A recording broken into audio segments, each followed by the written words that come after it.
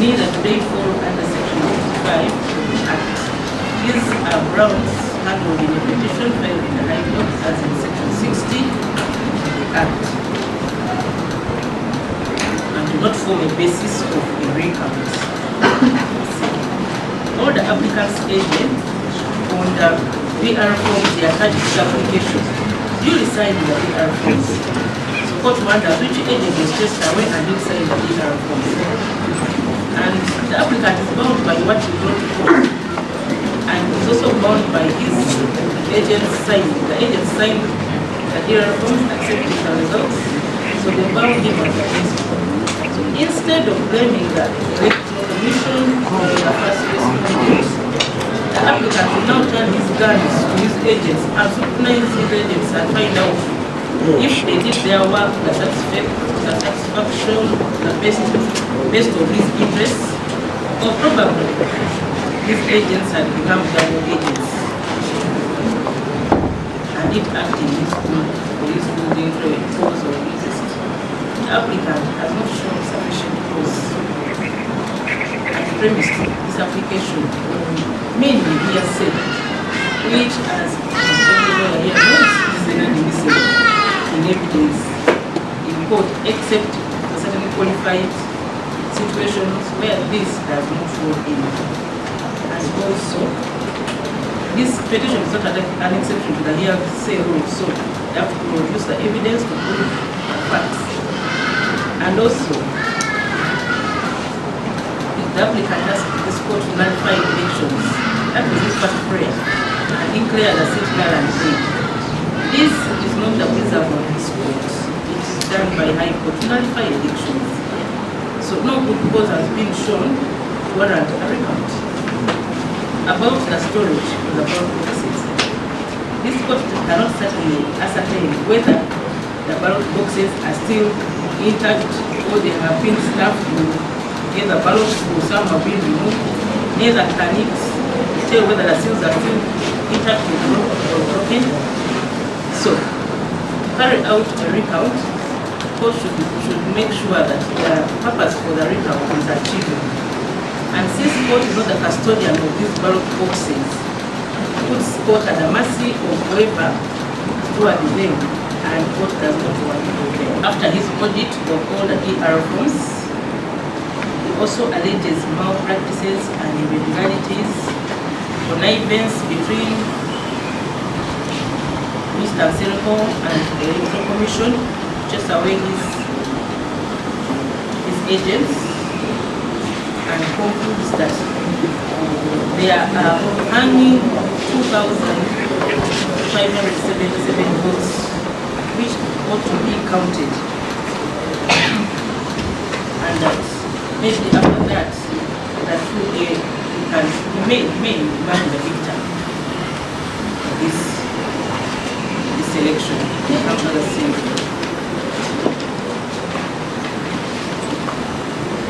As noted by both counsels, the first and second respondent, most of the allegations of the applicants are not based on factual evidence, they are based on hearsay.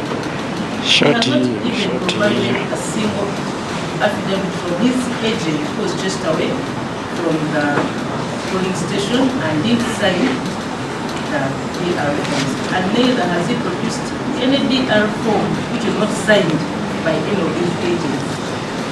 And he specifically does not name the agents, like agent A, B, or C, who's just away from polling station B, E, and F. And also does not show the vote specifically where to find those missing 2,577 votes, implying and confirming that what both respondents' counsel submitted, that applicant wants to take court on a fishing expedition. This court politely declines complying to that fishing expedition.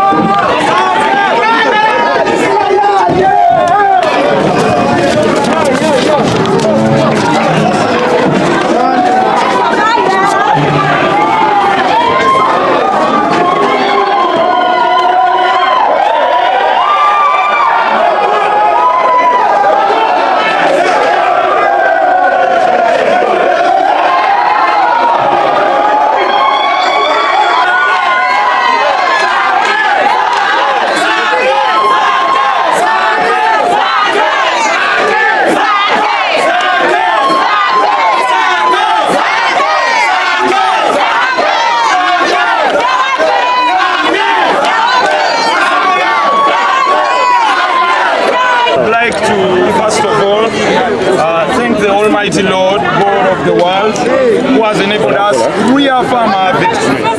Of course, like you heard the ruling, our fellow contestant and the applicant, Mr. Nyaz, came here for court to make a case for him. He just wanted court to make a case for him. He was on a fishing expedition.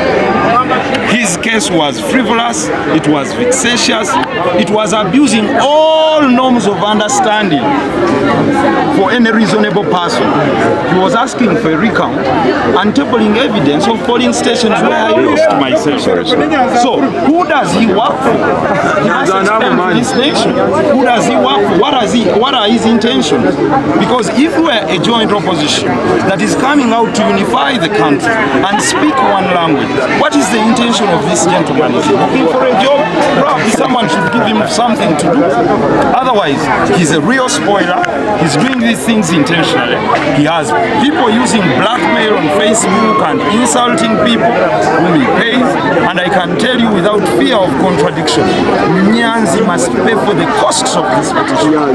Because these time wasters think they'll be dragging people to court, spoiling their names on media and outside there for the people, just for their own benefit, to keep themselves relevant in the constitutional electoral process.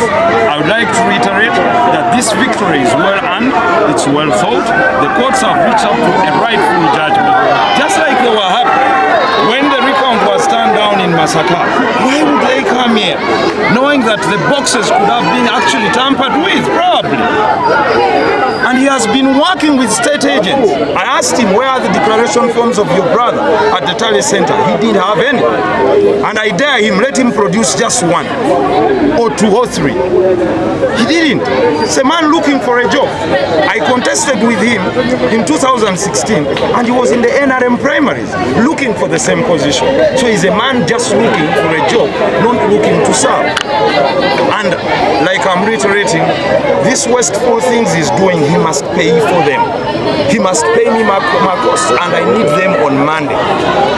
And whatever vicegerents and messengers he has been sending to plead and say, please don't take costs from him, that is out of the box. I can tell you, he's continuously insinuating lies, defaming me. I need these costs. Wherever he'll go, we shall find him there in court and defeat him. But for these costs, he must pay them, and I'm pleading to court, going back to fix an application for the cost. I'm pleading to court that he must pay these costs within 4 days. Maximum. So, to all our countrymen, our race for Deputy Speaker still continues. We deserve your prayers. We love you all. Thank the people who elected in Kampala. Thank you, Honorable Comrade. Kwonoona kujawulamu. Awo n'obabuuza nti bo bano bannaffe bakoleraani.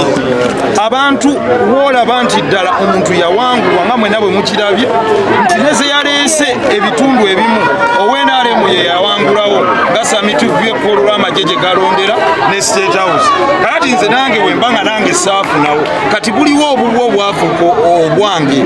So kwegamba okiraba nti bakireetera abadde akireetera mwoyo mubi gwa mutima mubi. Baatandika dde enkola eno nga bajja batuvuma batuvoola bayita mu bantu abali abamu si bonna kuvuma kuvoola kukakkanya naye nebaziza nti keesi eno eri dismissed with cost. Ekisooka kintu kimu, Mwami Nyanzi njagala okumubuulira nti ebintu byazanyiramu si bitono nnyo nga ye bw'akirowooza. Ekyokubiri, ababadde bajja abantu be nti tumusonyiwe kosi, ekyo tekigenda kubaawo kubanga abantu abamu bayige nti okola ebintu bino oyonoona erinnya ly'omuntu, omuweebuule, okole buli kisoboka nga balowooza nti buli kaseera kujja kuba muzannyo, bintu bya kuzanyirira. Abantu ku Kampala bamanyi baawula lwaki balonda. Neebaza abalonzi abaatulonda ffenna ku buli sayidi kubanga ate abo be bazira baffe. Ekyokubiri, nyina ekiteeso kye njagala okuleeta mu paalamenti nga tuzzeeyo inshallah. Ekintu ekisinga obukulu ekirala, ababaka ba paalamenti oba abantu abagenda okwesimbawo in the future abanaaba bajja tulabe nti abantu abo bakeberebwamu ku mitwe. Ng'omuntu tannakwalifayinga kulwaninga for public office kubanga mulimu ebintu ebimu byolaba ensi endala zikikola ne baga nti amugende muyiteko mu fitness test ey'emitwe ne bweba mmotoka ogisozaako ku road test. So nebaza bannamateeka bange bonna abakoze omulimu guno twatuula ffenna ne tudisikasinga keesi eno yonna. Nebaza abantu mwenna gye mubadde muli nga kino ekintu tekibasuza bulungi. Ekyewuunyisa nti bannaffe abaawakanya likawunti y'e Masaka ate balabise nga basaba likawunti wano. Kagano olaba ekigendererwa ky'abannaffe ekimu ki? Ne tubaweereza balooya abaffe nga bwe mwalabye ku Zesito mu Katumba e Masaka n'awoza ku lwabo ne bajja ne baga ate gwe kino kye twagala. Babadde bayina abantu be bakolera. Mwami Nyanzi nze muwaga bwerere bakolera abaddize ssente ze. Ate nkiddamu namubuuza nti yes tuli mu Tale Center definitely nga yawanguddwa ne declaration z'omu za Buganda ozigoberera nga tayinaako neki ayina okunyunyula abantu ani gwakolera omutuufu.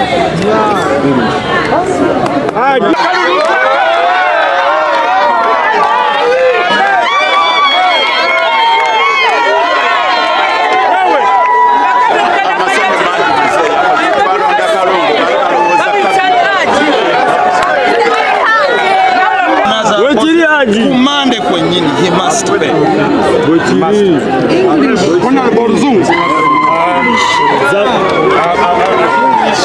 Bakozesa Nyanzi be balwanira ekyo. Tulina obujulizi bwonna ne gy'abadde akukuta nabo.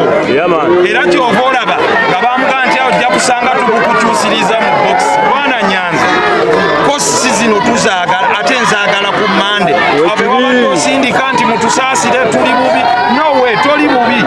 Bakuwadde ssente oyonoona kwonoona linnya lya Nsereko. Erinnya terikoleka ssebo kola eriryo.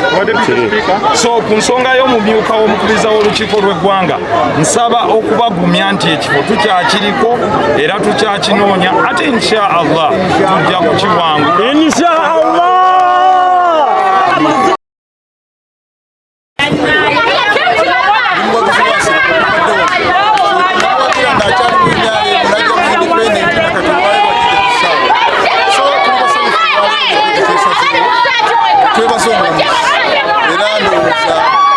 bategedde okuteeka obwesige bwange n'abalamuzi abamu mu Uganda okusinziira omulamuzi pulezidenti zazze nga amenya kano kabonero na sigino gye tusindika eri abalala batannaba kubeera nga baloopa emisango gy'okwesimbawo nga gino kye bayita recounting of votes kigambo si kyangu nnyo kuba kitegeeza nti olina okubeera ng'olisuwa ku bululu bakubba bumeka ebokisi obazikuumidde obayagala likawunti n'ebirala ebifaanana bwe bito naye twebaza Katonda bwe tuba twogera ku maanyi g'abantu kino kye bayita people power olabye ensereko bwawangudde omusango kooti yonna ebadde ejjudde bugule esanyuse naye ekitegeeza nti bannayuganda ne bannakampala yonna omuntu gwe basalawo okubeera ng'atuusa ensonga zaabwe mesagi gyempereza bannayuganda n'abaka ba palamenti muteese ebintu ebiruma abantu mugere ku nsonga ezino bannakampala mugere ku nsonga ezino abantu bebitundu byamu ekyo kigenda kuyamba nnyo abantu okubayiirawo omubiri n'okubeera nga babalwanira sereko amaze okuwangula kyokka obuzibu tusiŋŋanyeemu bwakubeera nga omusango ogenzeeko engassi gye bagenda okusaba muganda waffe enyanzi etukwegayirira nsereko oli munnakampala n'enyanzi munnakampala